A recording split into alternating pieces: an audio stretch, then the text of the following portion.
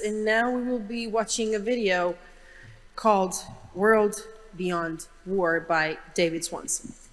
But governments could do even more. Here are 14 things they could do. Things that many of us have been demanding they do individually and collectively through Uniting for Peace in the General Assembly for many months now.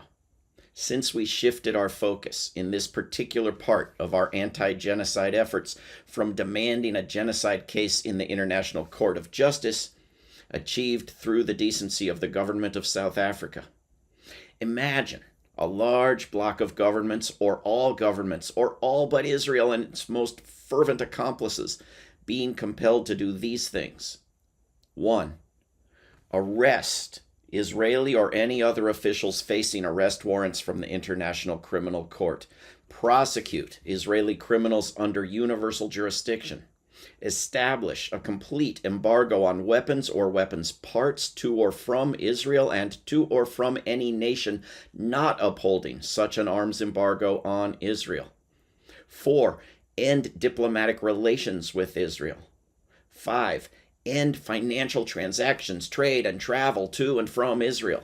6. Train and send unarmed civilian defense teams, food, medicine, doctors, and aid workers to Palestine. 7.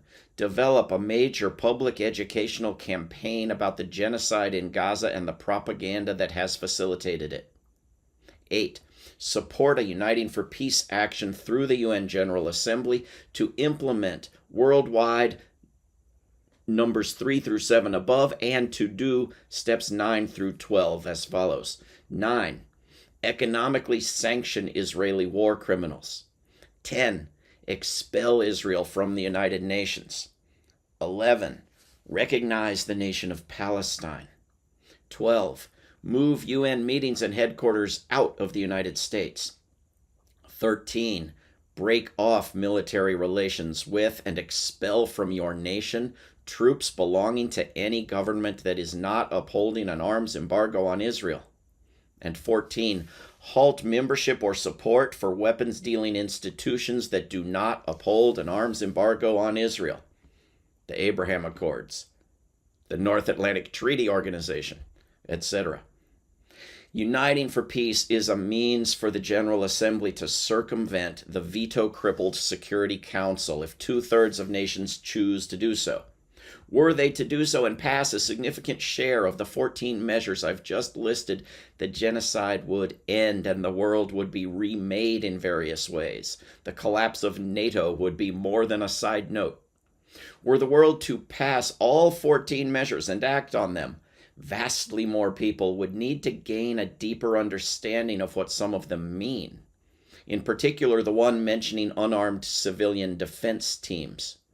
No amount of seminars, websites, online courses, and articles, short of buying a corporate media outlet, seems capable of changing the fact that almost no one will ever know what that means. There is an introduction to the concept with an interesting list of successes that you can find at worldbeyondwar.org/list.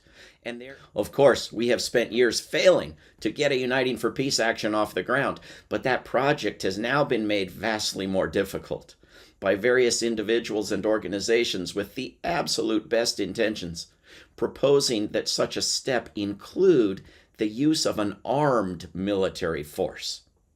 Many have a bit carelessly thrown their support behind such an idea for some very weak reasons, including 1. The proposal is sometimes worded so vaguely that one can tell oneself that it's a proposal for an unarmed protection team, as long as one doesn't read too closely or click too many links. 2. Numerous ideas more likely to succeed, more likely to be approved by governments, and more likely to have desirable results when acted on, have thus far failed, and therefore it's time to try something else even if it's a bad idea. Yeah, not a good argument. 3, there's a false idea, newly minted, that one cannot do Uniting for Peace at all without doing a military intervention. Nonsense. And 4, lots of other good people are supporting this, so even if it seems a bit crazy, one must support them regardless, especially if they are Palestinians. As if we are not grown adults. capable of amicable disagreement, with a moral responsibility to point out when a train is running off a track.